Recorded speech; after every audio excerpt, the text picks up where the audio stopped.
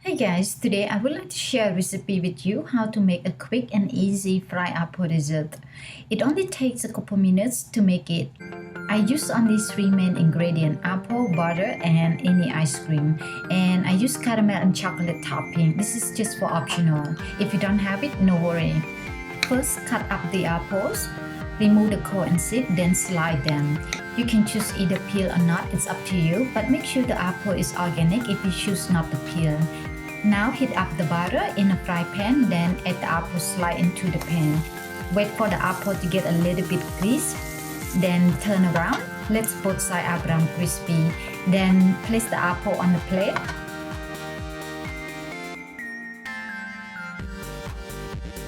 Now put the ice cream right next to the apple or on the top, whatever you prefer. You can choose any flavor of your favorite ice cream. I got homemade organic fruity ice cream from last week that I made, and I did post the video how to make it. If you guys missed that episode and interested in making your own homemade ice cream, click the link below.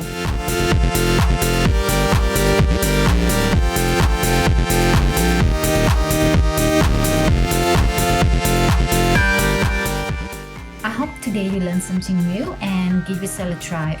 Thank you for watching and stay tuned for some more tips.